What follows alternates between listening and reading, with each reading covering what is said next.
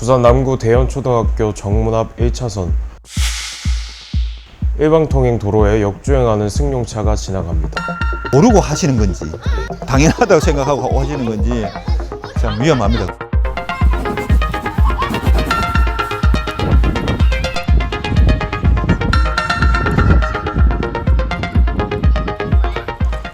대연초는 보차도가 분리되어 있고 등하교 시간에 한해 차량 통행 제한을 하고 있습니다. 차량 통행 제한이 끝난 오후 4시 30분. 여전히 학교 정문 앞에는 아이들이 많아 보입니다. 방과후 학교 때문입니다. 그 외에 사실은 시간대에도 학생들 출입이 이제 이루어지고 있고, 오토바이들도 역주행해서 많이 다니는 상황이고, 이런 상황이 되다 보니까 항상 위험은 좀 도사리고 있다. 위험이라고 하는 것이 생각하지 못한 부분에서 발생하는 것이 많고, 또 이럴 때 또 대형 사고가 발생하기도 하고, 그런 부분 때문에 항상 우려스럽습니다. 보도폭도 좁습니다. 취재진이 인도 너비를 직접 재봤더니 1.4m에 불과했습니다. 규칙상 도도 가운데 보행에만 이용되는 너비는 최소 2m 이상 돼야 합니다.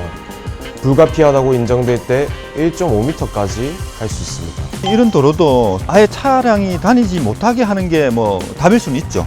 뭐 현실적으로 봤을 때는 이게 다 또 가게들이 있고 가게들에 또 물건도 내리고 또 올리고 해야 되는 그런 부분들이 있기 때문에 사실은 그거는 조금 어려운 부분들이 있고, 그렇다 하면은 어쨌든 이 공간이 좀 안전하게 애들이 다닐 수 있도록 해야 되는데, 앞에서 이 진입을 하지 못하도록 조금 더 여기 일방통행이라는 걸 정보를 운전자에게 좀 줄 수 있도록 뭐 표지라든지 그런 걸 추가해가지고 아예 진입을 조금 막아주는 것도 하나의 방법이라고 생각합니다.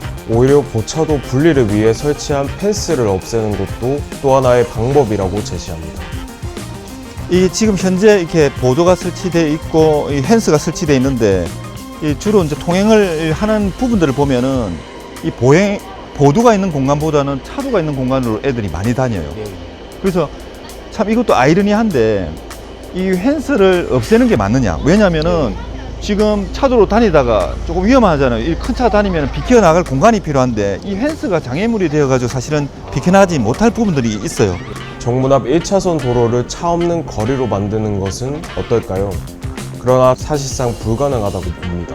거주자분들이 이용하는 길인데, 이게 등하교 시간 외나 이럴 때도 통행을 못하게 되면 이분들의 그 기본 생활권을 침해하는 일이 되기 때문에 보도가 없는 것도 아니고 보도가 있는데도 그렇게 만드는 거가 불합리하다 이렇게 판단되는 거죠. 남부서 관계자는 일방통행 위반에 대해 순찰을 강화하고 단속이 이루어지고 있다는 캠코더 단속 중 표지 등을 추가로 부착할 예정이라고 말했습니다. 박구슬 남구의원은 학교 부지 활용 보행로 확장을 제안했습니다.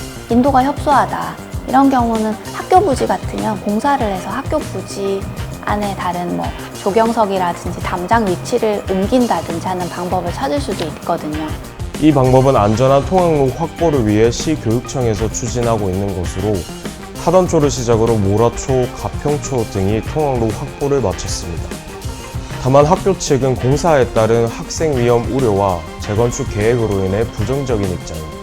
저희들도 한번 검토는 해봤었는데 학교 구조를 완전히 바꿔야 되는 부분이라 그 공사 자체가 등하교하는 아이들한테 더 위험하게 느껴지겠더라고요. 그 그린스마트 학교 재건축이 예정되어 있거든요.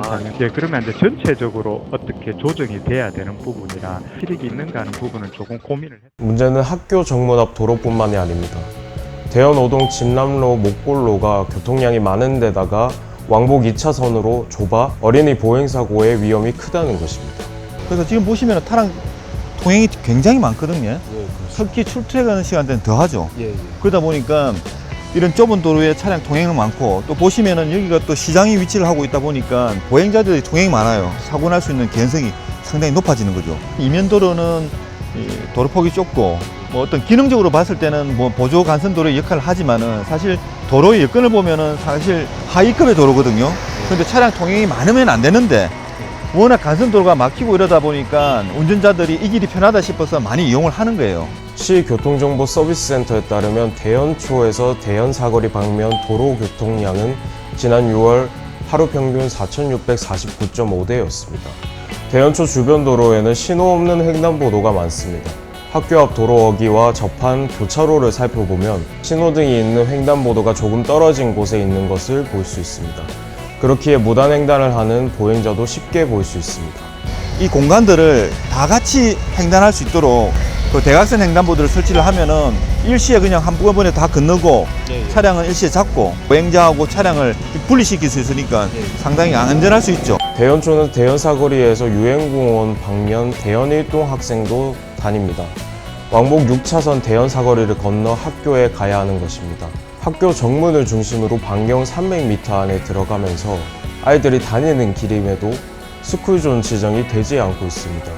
구에 따르면 스쿨존 지정은 학교에서 요청하면 구와 경찰이 검토 후에 시가 최종적으로 결정합니다.